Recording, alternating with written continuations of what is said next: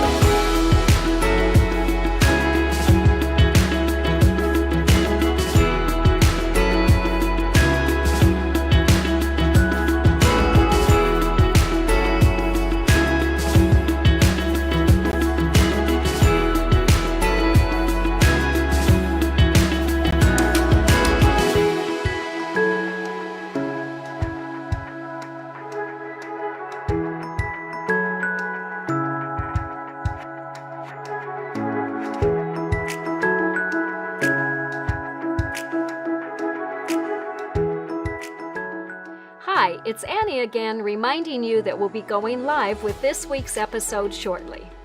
There is a countdown clock on the screen showing how much time is left.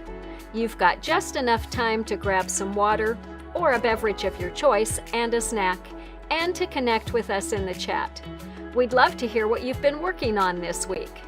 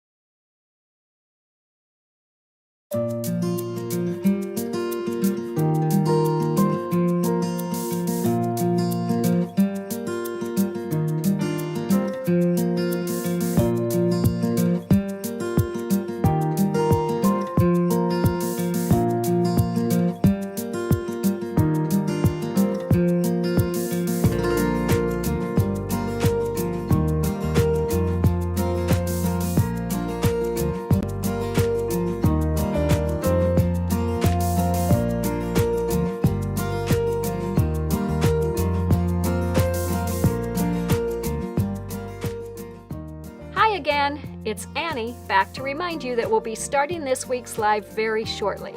We've got a really fun episode planned for today, and we'll see you soon.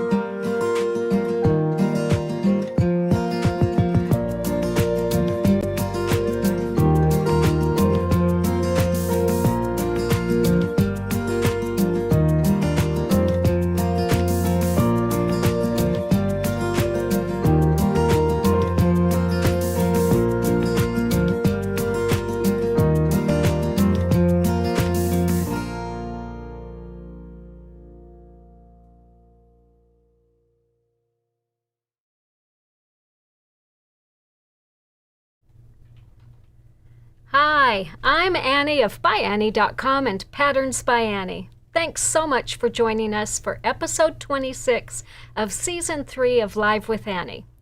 Today we are showcasing more new patterns and designs from Lynne Wilson Designs.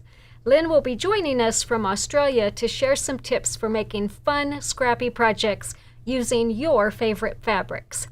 You are going to love learning her tips for using up your fabric scraps, so stay tuned.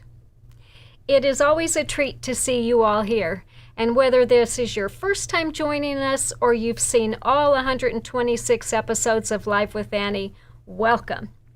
We know there are lots of things that you could be doing with this time, and it always means a lot to us that you make time to join us. If you enjoy these episodes, please take a minute to follow us wherever you are watching. And if you know someone else who you think might enjoy the information that we share, we would love it if you'd tell them about Live with Annie. The easiest way to do that is to just tag them while you're watching. That will take them directly to the episode so they can watch it too. And if tagging is new to you, just type the @ symbol followed by the name they use on the platform where you are. Their picture will pop up so you can make sure you've got the right person. Click on it, type a comment if you want, and then submit it. Also, we love reading your comments, so please be sure to interact with us throughout this presentation. Tell us what you think about what we're showing, share your tips and tricks, and tell us what projects you are working on. We want to know what you think, and we loved learning from you too. And be sure to ask any questions you might have in the comments, and we will do our best to answer them before we close. Last week we were joined by Lynne of Lynne Wilson Designs in Australia. Lynne showed some of her new quilt and pillow patterns, and she focused on patterns that use spat quarters and larger pieces of fabrics. She shared some really great tips for buying and combining fabrics to create planned scrappy projects. If you missed that or want to watch it again, remember that you can find all the previous 126 episodes of Live with Annie on our Facebook page, our YouTube channel, or at ByAnnie.com. We will put up all the links to make them easy for you to find. I'm going to have a quick drink of water before we get started. So we are really excited to have Lynne back today to show us some more of her new patterns and projects. She is going to focus today on projects that are truly scrappy and designed for using fabric strips. Lynne has been in the fabric industry for almost 40 years and has a wealth of knowledge to share. During that time, she has worn lots of hats as a shop owner, a teacher, a fabric rep, and pattern designer. Lynne and her husband Peter operate HQW distributors, so they distribute ByAnnie products in Australia, along with a large variety of other products for the wholesale quilting trade. I really love Lynne's modern approach to color and design and her flair for combining fabrics. We are so very proud to distribute Lynne's fabrics in the U.S., and we are happy to have her return today to share more of her tips. So please help me welcome Lynne Wilson. Good morning, Annie. Good morning. I know Well, we've got a little bit of a delay, so we might be talking over each other here a little bit. We'll try not to do that too much. It's afternoon here, but I understand it's only like 6 o'clock in the morning for you. So thank you for getting up so early to be with us again. We really appreciate it. So last week no problem because Go ahead. I was going to say no problem because when we finish here today, we're actually heading to the airport to go to Adelaide to see our family for a week. So it made me get up early and get ready, and there's no way I'm going to miss the plane. That's fabulous. Enjoy that trip with your family there. That sounds like a great little vacation. So last week you shared lots of tips for how to choose and combine fabrics to get a great scrappy look, and you showed us some of your new quilt and pillow patterns, again, that featured more of a planned scrappy look. But I understand that today you are going to go more scrappy and share some ideas for using up all those leftover bits of fabric in our stash. I know that lots of us struggle with taming our fabric stash, and it's always great to learn some new ways to use it up. So I am just going to turn this over to you and let you take it away. Great. Well, thank you, Annie. Yes, I'm a bit of a fabric strip person. So what I tend to do is try and organise all my scraps into strips before they become like a giant bundle of something that's not usable. So I tend to, as I'm going, if I'm making another project and I have a little bit of fabric left over, I'll always cut it into a 2.5-inch strip, because I always have lots of projects that use that particular size. And so I find that that helps to, I can be prepared for something when I want to start. So often I'll just grab to show you. Often I'll just have, I've got boxes and boxes of strips that are already cut. So I tend to just do this with fabric, and then when I'm ready to make something really scrappy, I've got everything all ready to go. And it saves that messy leftover scrap box that you probably have got. So that's the first thing I do. And of course you can buy the 2.5-inch rolls jelly rolls, they're called, with Moda, or design rolls with Free Spirit Fabrics, and they're pre-cut into 2.5-inch strips. So if you don't have a big stash, they're a good place to start. I often, though, will have those and then add to it, to make it look a little bit different and to make it my own. So today I want to talk about 3 or 4 projects that use 2.5-inch strips.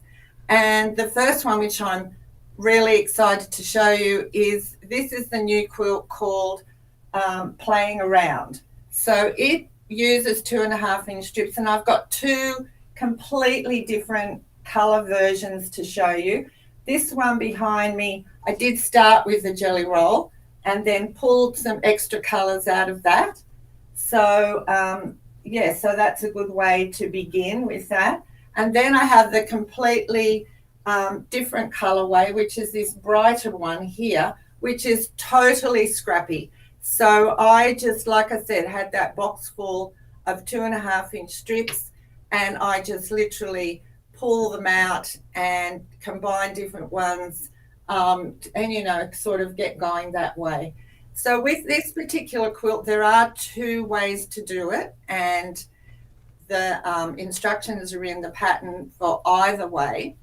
So one way that you do it, you end up with 2 quilts.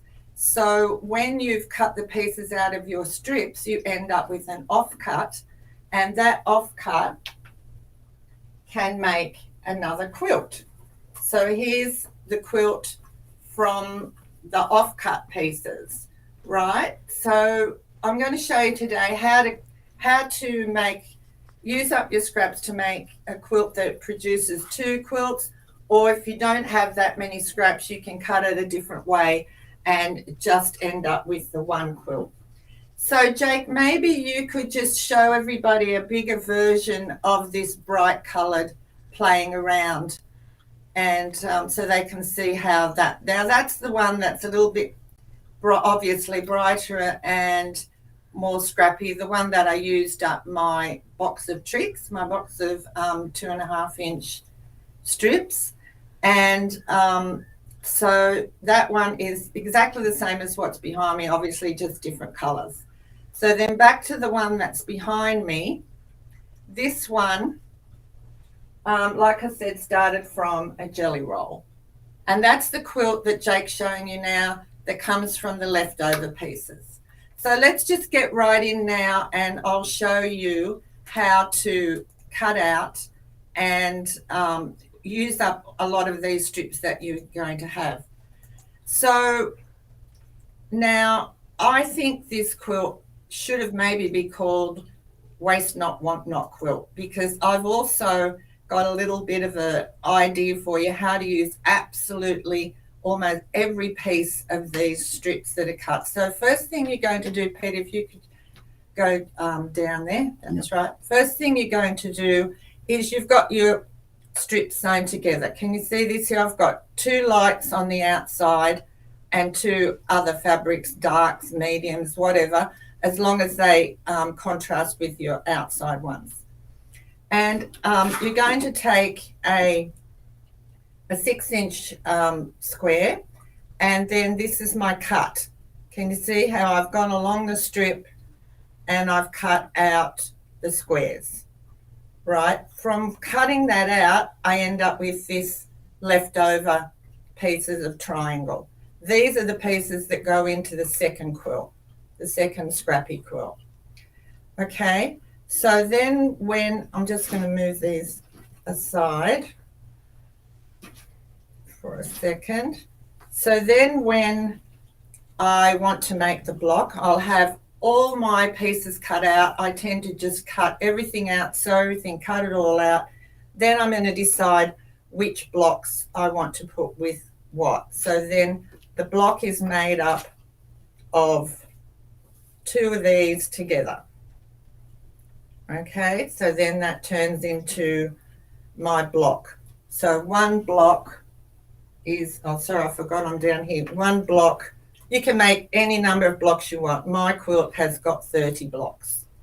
Okay, So then you're just going to sew these blocks together and make as many as you want in however many rows you want to do that. But let me just show you, I'm going to put this back here again. So when we cut this out, apart from putting these triangles aside, because I'm going to use those for that other quilt, I'm left with these little ends. Now this is a little bit of a bonus for you girls that are watching today, because this isn't really in the pattern. It's just something I've come up with to show you how you can use absolutely every little piece of that. So see here, from making the quilt behind me, you know, I've ended up with a pile of these, which are these ends here. Right, so I've got quite a lot of those, and I thought, oh my gosh, that's just too many to waste. And then I ended up with a pile of this. So if you take this piece and you take your ruler that you've been using to cut your blocks out, and you put that, need my glasses, sorry, just one sec. And you run the 45-degree line on your ruler down the seam of that square, and you line up the 2.5-inch mark on your square, you can cut that out and you'll end up with a bunch of little squares. Now to me, that's way more useful than just throwing that in. You sometimes can get a little bit bigger, but to be honest, 2.5 meant that I could do that with every single piece. So then I've ended up with these rather than throwing that in the rubbish. So that's one way to, you know, to be a bit more frugal with that.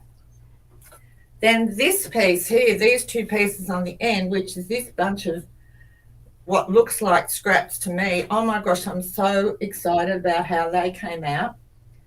So what I did with those is I sewed two together. Let me just find what I've got here. Am I in the right camera spot, Pete? Yep. So I sewed two together. Let me find some. Here's my little bunch. You'll find two will go together and two won't. So see, that's not going to work. So you have to find the one that pairs it up. So there's two of those. I'm going to sew two of those together. And then this one here is a pair. So I'm going to sew a bunch of those together. Right, then when they're sewn together, just do it random colours. When they're sewn together, I end up with this little piece. Right, now, because it's just an offcut, I need that to be a particular size. So what I've done is I've trimmed them up. So like I said, girls, this isn't in the pattern. This is just for you to have a little bonus. So if I put the 1.5-inch mark here on my square, and I keep rotating it around, and I cut again the 1.5-inch mark, rotate, trim up to 3.5 inches, I end up with everything being the right size. Then I've sewn 4 together. Look how cute they are. That's really cute. So then I've sewn 4 of those together, and I've got another little block, and I've used up absolutely every little offcut from that. Right, so that's fun. I'll talk about something else you can use these for later. Now, the big triangle that we cut off, this is going to go together. You can either put a pair that match like so, or you can, you know, play around with those. You can put 4 different ones together till you've got that. All right, now what I've done, which is really, I'm super excited about, I hope Annie loves it, because we're with ByAnnie here today, I maybe go up now. Yeah, I have gone up. It's a bit I used the offcuts to make a patchwork piece for this get out of town duffel. Doesn't it look fantastic? I'm really, really happy with it. I purposely didn't put any pockets on the front and the back or the sides because I really wanted to feature the patchwork.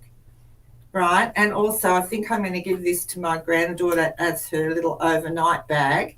And I didn't feel like she really needed all those pockets. But mostly it was because I wanted to feature the patchwork. So what I've done here is I've used those offcuts, but I trimmed back the light. I trimmed this off a little bit because I didn't want quite so much of that light showing, and I made a smaller block. Now, in Annie's pattern, the get out of town duffel is a good one for that because it's one piece that goes all the way around. So it made it easy to do that. So I figured out if I got these blocks back to about 6 inches, the size that Annie needed for the body of the bag was, I think, 33 by 17. So that was a nice size to make that work. And then it just went together super simple. I really, really love it. So I'm happy with that, how that turned out. Annie will probably show you later the bag with all the pockets and everything on it. So now the other option is, let's say you don't want to end up with 2 quilts. You just want 1 quilt and you want to use up all your scraps, and you prefer to have maybe just two backgrounds in the middle of your block here. Now, you don't want to have just one, because if you do that, then that's just going to look like a square. So a bit of a waste of time. So I suggest you at least choose 2 different backgrounds. So what you're going to do there, and the instructions are in the pattern, instead of sewing I'll just get Pete to come down on the table here. Instead of sewing a light and a dark strip to your coloured pieces, instead of sewing a light and a dark strip, a light strip on each side of those coloured ones, you're just going to do that. And then you're going to cut them out like we did before. You're going to cut out and you end up with this piece, right? You end up with this piece, and then you've got your 2 different backgrounds that you want to use, and you're going to cut those into squares and triangles, and you're going to sew a triangle onto each end. So that way you're only going to end up with 1 quilt. No spares for the second quilt that you're going to make, right? Takes a little bit longer to sew those on, but you may not have that much scrap. What else did I need to tell you about that? I think we've probably got that covered. You can also have a little cut for the end of that strip too, so you're not wasting anything. So Annie, do you like the bag? Have you got one there to show everybody how it looks with the pockets and everything on? I do. Let me grab it and bring it up here. So this is one that we made using a batik fabric. And so, as Lynn said, the body is all one piece. It's designed to have a carrying strap that has tabs, so we put a pocket on each end to cover that, but Lynn just did the handles and skipped that. It actually, you could have done some patchwork on those ends, and that would have been really fun too. So I think you could do plain here, patchwork on that, but I loved how the patchwork turned out on the body of the bag. So the bag has a combination slip and zippered pocket in the front and a slip pocket in the back. Just fun to do, but that one turned out fabulously. I did have a couple of questions for you. I'm going to ask them all at once so you can answer them without me interrupting you again. But first of all, when you make those strip sets where you do the 2 medium or dark and the lights on the outside, do you just reach in and grab scraps, or do you put a lot of thought into what goes together? And then my next question was, once those are cut, you're going to have some bias edges on there. Do you have any tips for how to keep those from stretching as you sew? And I wondered about how you quilted that piece that you used for your bag. Did you just do straight lines, or did you do something more interesting or more complicated than that? So I'll send it back to you. Okay, I think the first question was about, do I just reach in? With the really bright quilt, the original really bright quilt, pretty much yes. But I also tend to buy particular fabrics in particular colors, so they kind of already go together. Do you know what I mean? So my palette that I collect sort of matches, but I'm not particular about it. I think you can worry too much about which fabric you're putting where, and the result can be a little bit contrived. So yes, I tend to leap in. This one was a little bit trickier because this is not the sort of palette that I'm really used to, but I absolutely love it, and I'm really happy that I did. Now, this palette came pulling colors from a jelly roll, right? So I literally looked at it and went, what can I add to this? What have I got? And I'm not overly particular about matching it exactly. As long as it echoes the color, I'm happy. This is one of the original colors in the jelly roll, and so is this odd color here. So excuse me, and the blue. So they were sorry, Peter. There's some water there. Just get a drink. Where did you? There's some water there on the stool. Oh, sorry, I'll just get a drink.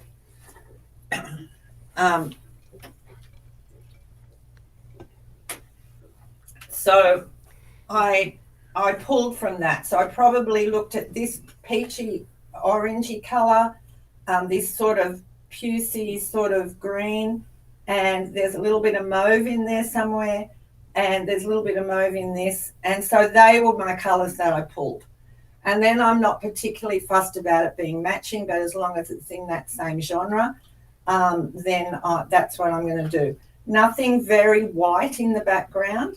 And I did with this one repeat quite a lot of the fabric. So I used, in the jelly roll, sometimes there was 2 or 3 strips of the same fabric. I used them all. So this repeats a little bit. The colors repeat a little bit. The next question was, I've forgotten. Bias edges. I remember the bag one. Oh, bias. The edges on the block. Bias edges. I didn't have much of a problem with it, to be honest. I found I didn't really have a problem. I tend to, when I'm pinning something together, I, obviously line up the seams, but often you can't butt the seams up together because you don't know which piece you're going to put with what. So often one seam will have to lie on top of the other. And I use my fingernail and I put a pin right in there up against where I can feel those 2 seams butting.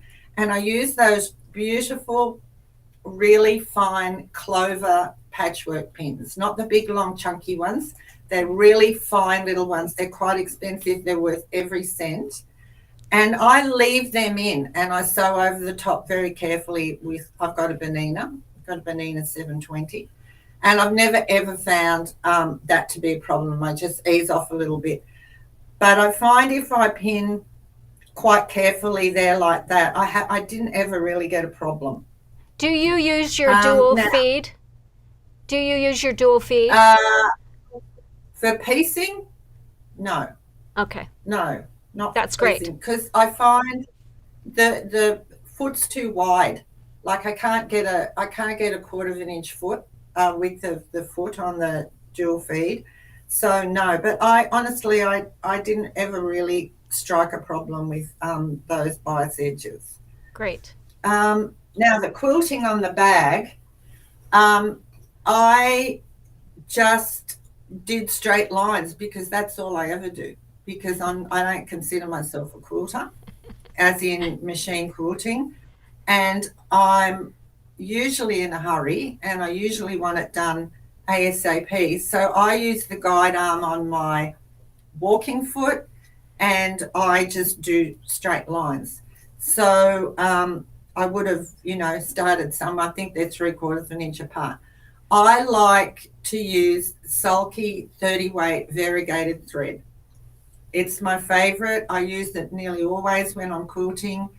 I find it sits nicely on top of the soft and stable, or on when you're quilting on top. I always use cotton batting, and it sits nicely with that. It doesn't sink in like a regular 50 weight thread.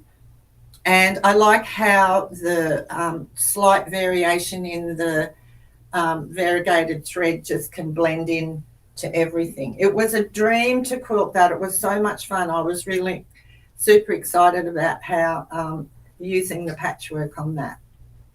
Lynn, So you that used help, Annie? soft and stable when you quilted that, though, right? Oh yeah. Oh yeah. Because you said Yeah, you used cotton batting, absolutely. and I thought that bag wouldn't be standing Oh, up for like the that if quilt. you'd used batting. Okay, yeah, Oh got no, it. no, for the quilt, sorry. No, for the quilts I always use cotton batting. Got it. And this is soft and stable for sure. It looks fabulous. So while we're talking bags, anything else about that, Annie? I think we're Nope, good. that's great. Okay, so whilst we're talking bags, if I can, this is bags and strips. So here's my everyday tote using 2.5-inch strips. Real simple little bag just to take shopping, quilted on soft and stable. So I wanted to just quickly show you how I've dealt with that. So 1 second, I'll just get this out. Peter, you might want to Go down. take me down to the table. Yeah. All right. So everyday tote. This is not a brand new pattern, but it's been super popular. And of course, it's quilted onto soft and stable. So again, 2.5-inch strips. Now in the pattern, here's the pattern. In the pattern, I think it's 20 different half width 2.5-inch strips. So if you've got, for instance, a fat quarter, then whatever the width of that is, you just are going to use half. Now, if you haven't got that many, you can obviously use a full strip and do 10, but I like to mix it up. So in the pattern, you've got 3 different lengths that you're going to cut your strips, right? So here's my little pile of strips that I've got measured up. Now this you're going to have a piece of soft and stable, and then I've drawn a line all the way around the edge that's 3/4 of an inch in from the edge.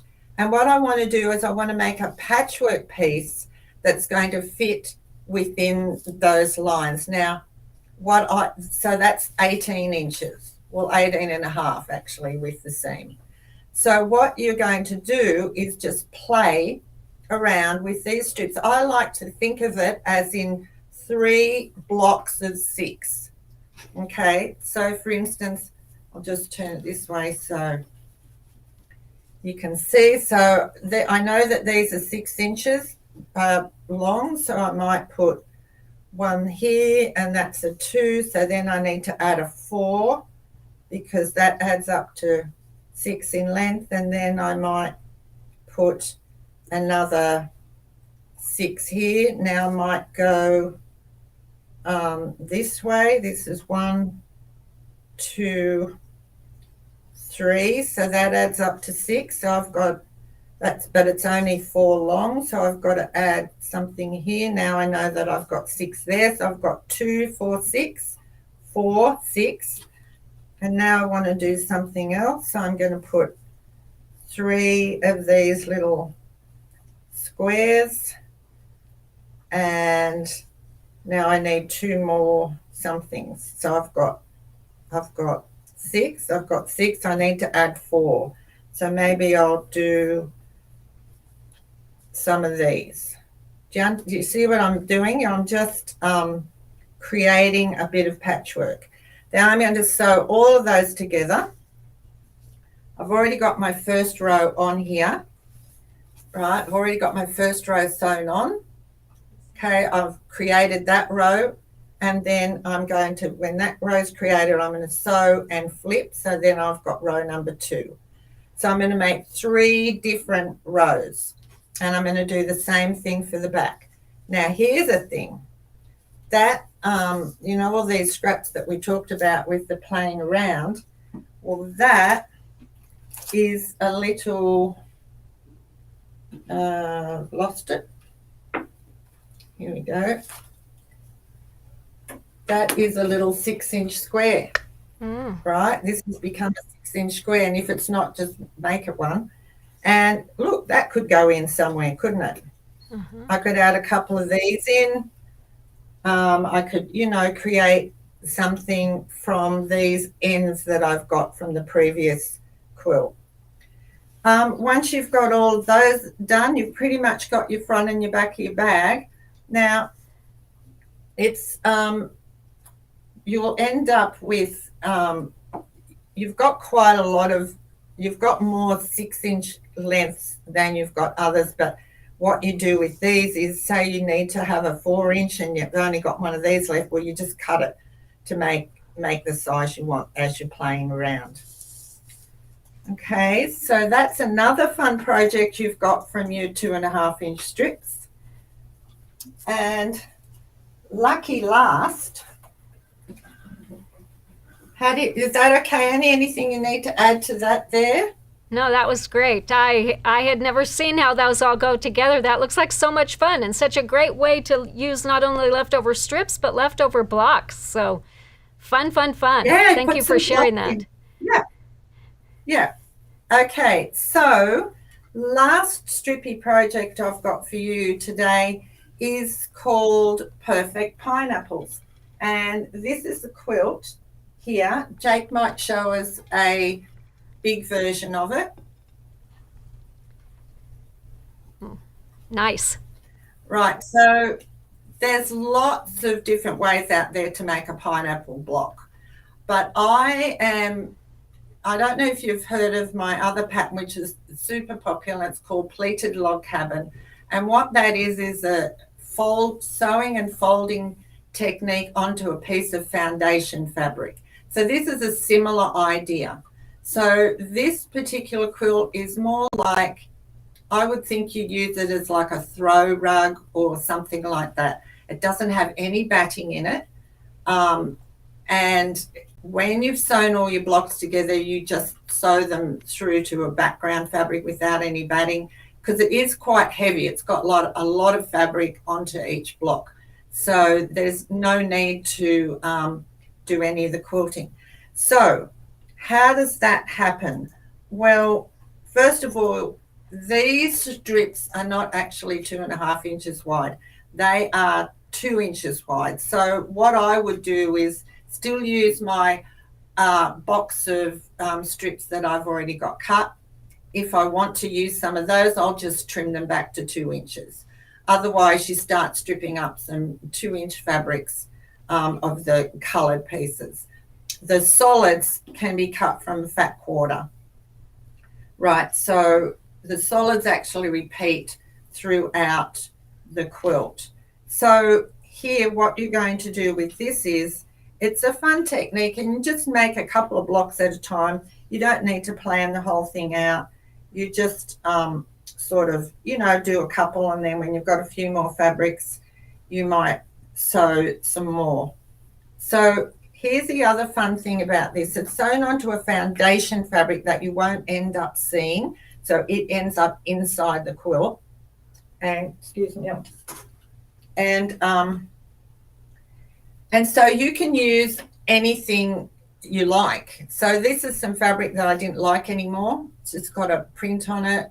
Wanted to use it up, had quite a bit of it, so I thought, let's get rid of that. So as long as you can see a pencil line drawn on it, you can use up stuff in your cupboard that you don't like anymore. So you're going to draw a line, and then you have a center square, and then you'll have your, this is my palette for what I'm going to use in this block, right? So the sizes are all there that you cut in your pattern.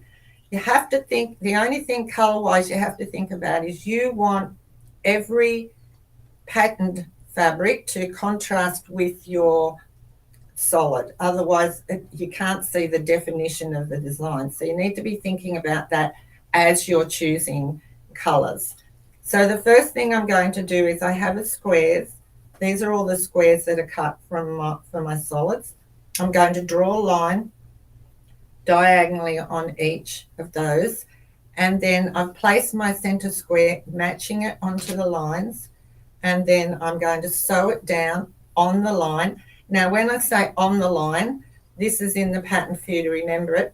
You just actually want to sew it a hair's breadth away within the line, because when you fold that over, you want the corner, you want that to match up to that line. And if you sew it on the line, when you do that, it can sometimes end up down here a little bit. So just think next to the line, next to rather than on.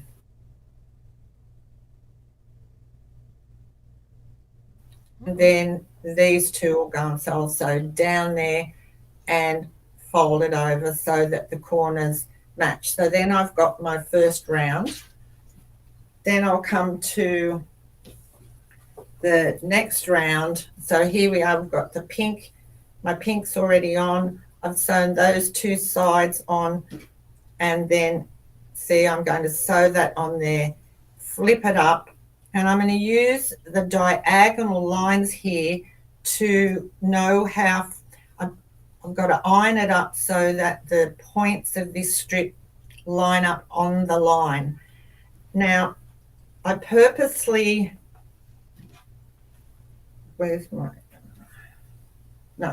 so say for instance, I've done it here, that's right. I don't know if you can see it, but sometimes you get a bit out, like you get a bit wacky, and see, I don't know if you can see.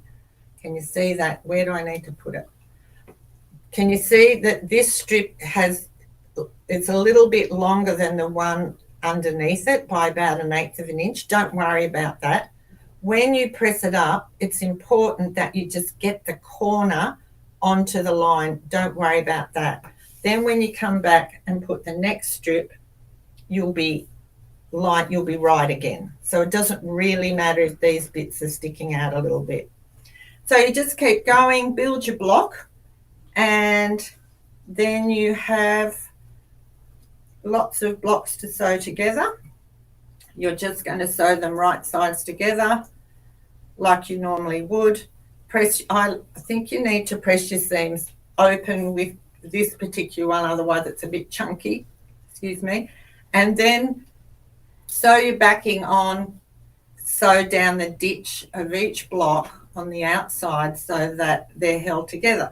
Now, I don't know if you can see, if Jake brings back that picture, I don't know if you can see, if he gets me a really big close-up of it, but where I sewed instead of just sewing down the ditch, I did a zigzag across the blocks with variegated thread, quite a wide zigzag, and that's a decorative, it's a lovely bit of a decorative stitch that you can do there.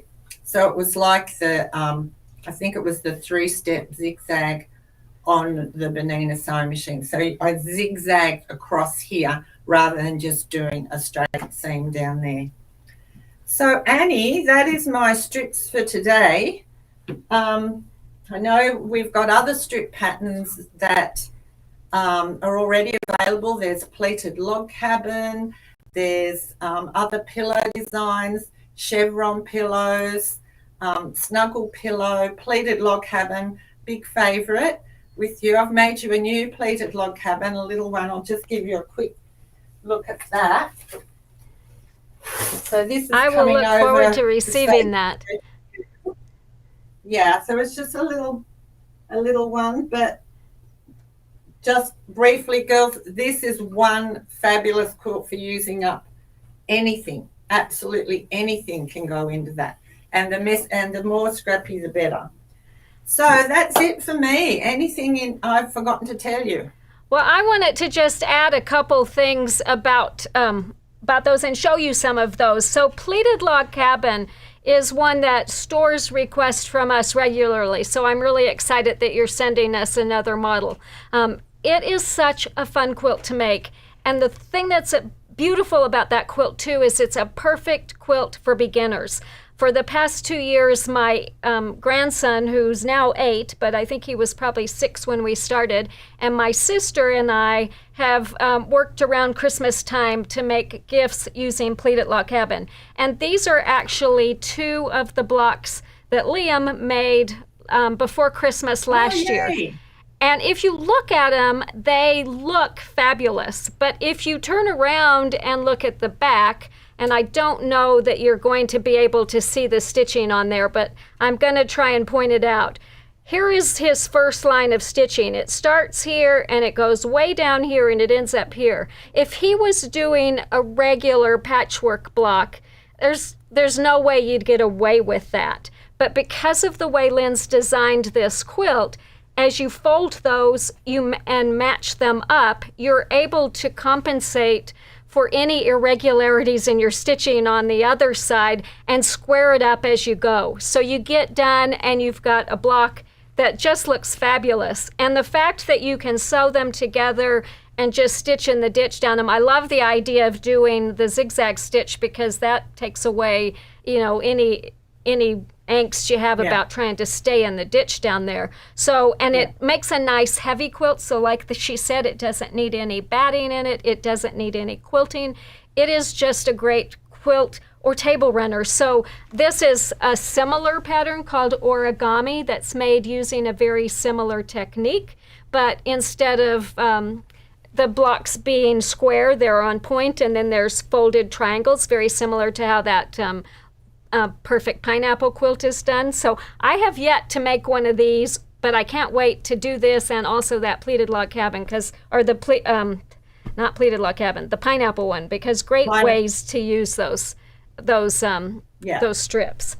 This is the pattern called Gypsy Pillows, which again uses the strips. Fun ways to do that, and the pattern includes 2 options. So here is a more square one, and then the long one, which is perfect for sitting on a bench or whatever. Again, great ways to use your leftover strips.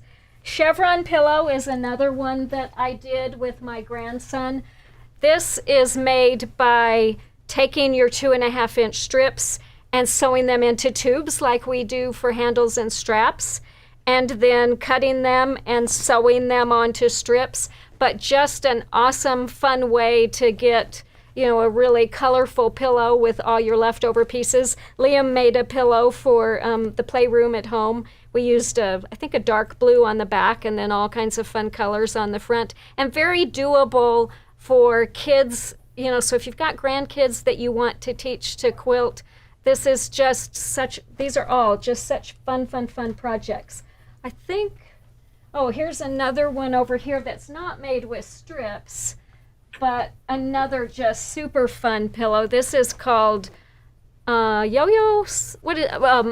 Tell me the name of this one, Lynn. Oh my gosh, I've forgotten as well. Here's the tag on it. Lounge Around. There you Lounge go. Around pillows. So the pattern has a square version. I don't know if you can see that, Jake. It also has an oblong version. And just you're making yo-yos, putting colors inside, and then lots of fun backgrounds for your squares that go behind them.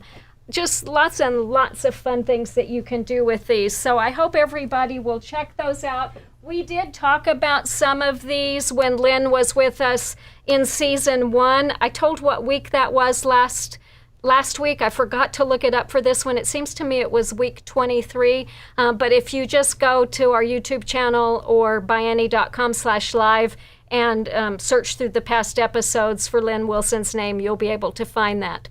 So lots and lots of fun projects you can do. Thank you so much, Lynne, for sharing those. My mind is spinning with ideas for using up my fabric scraps.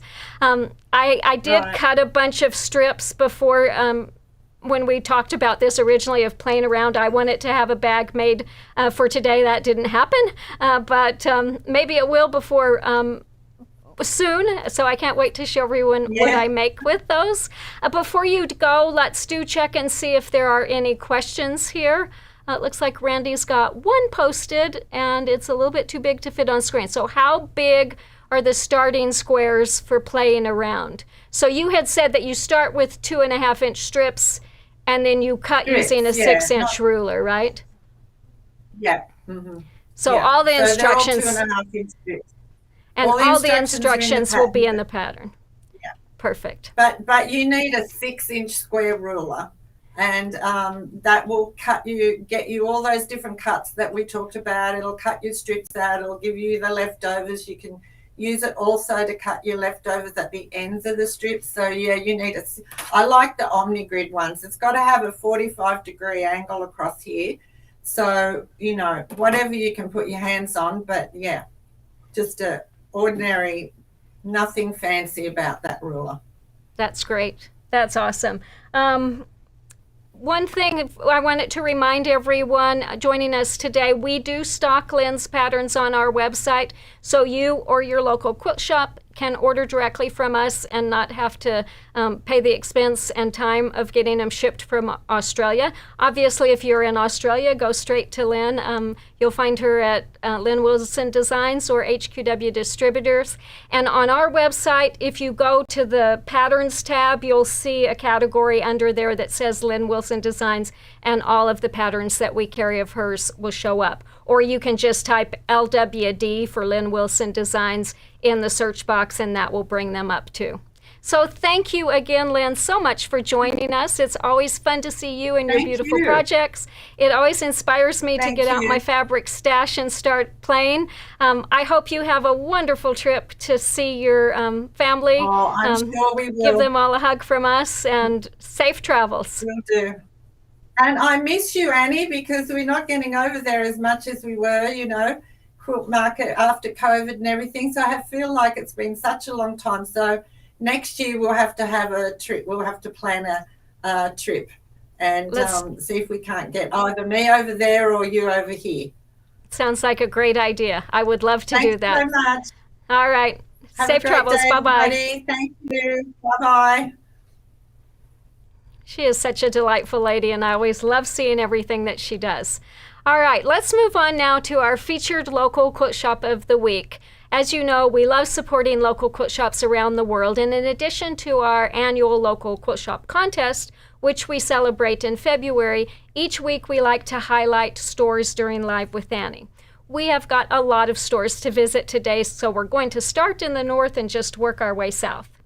So we are starting today in Belleville, Ontario, Canada at Artistic Quilts with Colors. Store owner Jenny Beams is a veterinarian and owns her own pet hospital.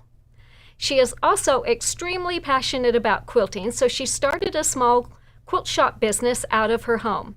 This past year, Jenny took over an existing quilt store which had been in business for about 20 years and turned it into something amazing that people everywhere can enjoy. The large store is inside an old Victorian-style home, and it's the perfect spot for displaying lots of beautiful fabrics, including all your favorite Free Spirit fabrics from Tula Pink, Kay Facet, Anna Maria Horner, and more. In addition, it was added to serve as a machine room for selling Bernina and Handy Quilter machines. Next to that is a classroom where the store offers regular classes with many different teachers. Customers who voted for the store in this year's contest praised the variety and staff. Terry wrote, "The store is vibrant and fun. It has a great variety of fabric and very helpful, friendly staff." Artistic Quilts with Colors will have their ByAnnie trunk show on display from September 1st to 30th, and they are also offering a series of ByAnnie classes.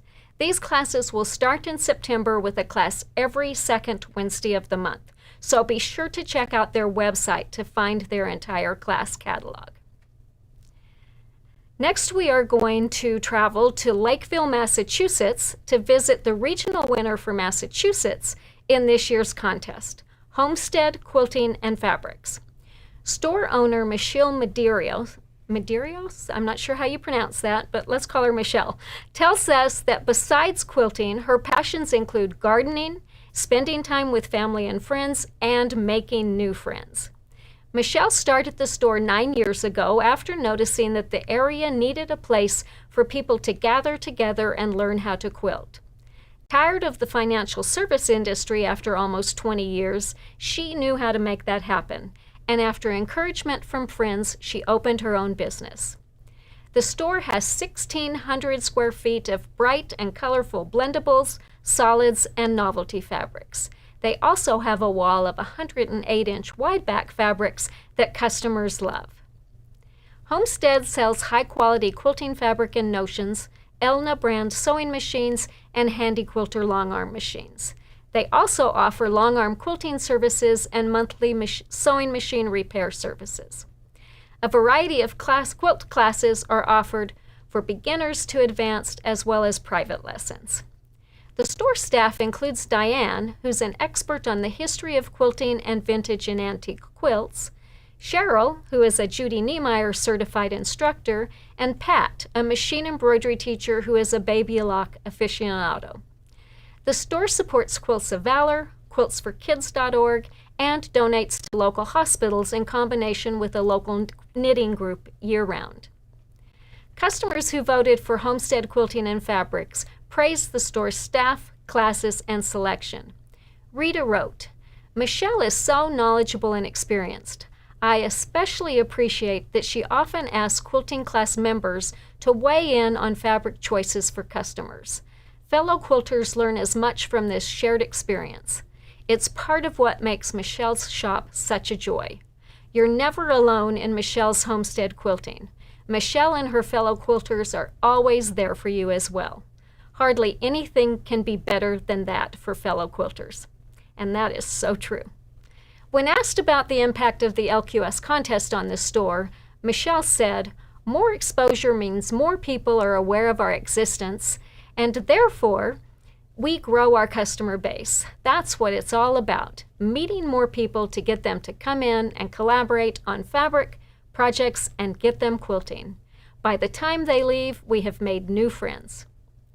Homestead Quilting and Fabrics will have their ByAnnie trunk show on display throughout the months of September and October to coincide with the New England Shop Hop. So be sure to stop in and check out the trunk show and tell them Annie sent you. Let's head south now to Rock Hill, South Carolina, to visit Sew Indipetus, the regional winner for that state. Owner Lisa Renee Baker tells us, "Sew Indipetus was born out of a love of remembering and a childhood surrounded by sewing, quilting, and crafting. I learned all my skills young and fostered them as I grew. The joy and the passion of such traditional arts are something one just can't explain. It must be experienced.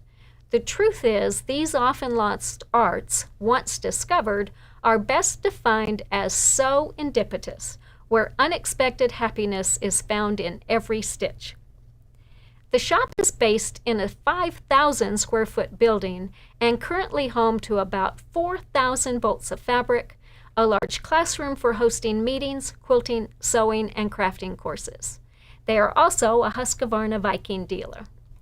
Housed in a former Harley-Davidson shop, the rustic design, expansive front porch, and interior design elements give the shop a combination of down-home country feel with a bit of a modern twist.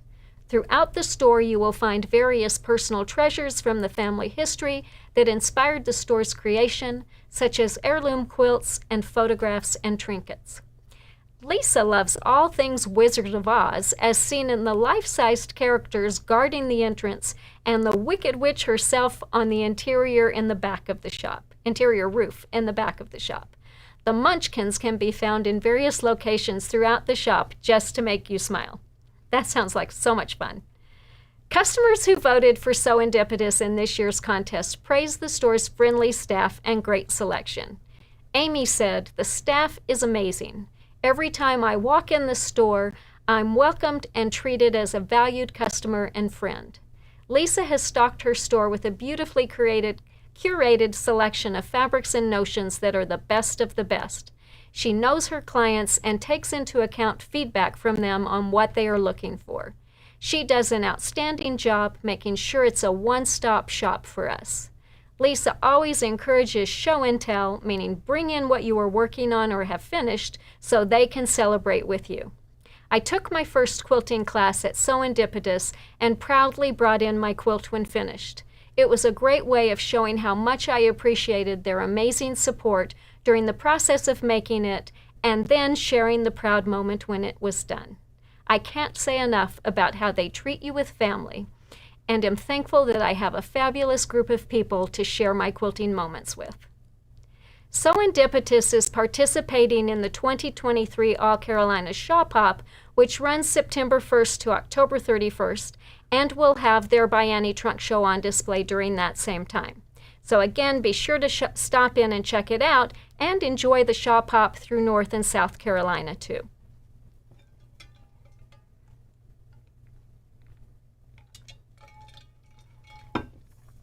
We are going to end today's local quilt shop tour in Florida at Oso Country in Defuniak Springs. This brand new store is veteran-owned and family-operated. Store owner Tammy says, "I am a bag maker. I fell in love with making ByAnnie bags and started selling them on Etsy 3 years ago. We were sitting around one day talking about how far people in our area have to go to find a quilt shop. It takes about 45 minutes to an hour to get to a shop.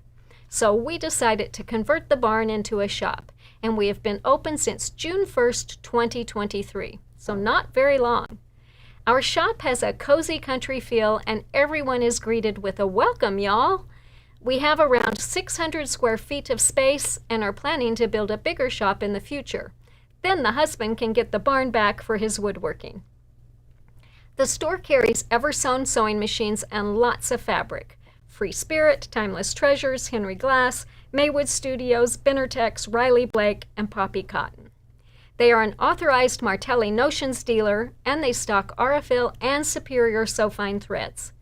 In addition to offering quilting services, they also carry lots of ByAnnie patterns, bag hardware, zippers by the yard, and, this is kind of unique, ready-made ByAnnie bags. Oso Country will have their ByAnnie trunk show on display from August 30th to September 30th. They'll also be celebrating their grand opening on September 1st with a grand opening discount as well as door prizes, a sewing machine giveaway, and more. They have got lots of classes scheduled, including lots of ByAnnie classes, so be sure to check them out. Thank you again to everyone who joined us today. It's always a treat to see you. We are going to be back next Wednesday at 2 p.m. Mountain Time with a really fun episode of Live with Annie, when we will begin a 4-part series showcasing inspiring ideas for using patchwork in ByAnnie's projects. I'm going to kick things off with some projects that I've made, some that I still have to make, and ideas for how to get started. And then in the following weeks, we are going to showcase 3 brand new designers who I met at the H&H show in Chicago. Each of them has a very different style, and I can't wait to share their ideas with you too. It's going to be lots of fun, so mark your calendars to join us every week in September. And until then, happy stitching!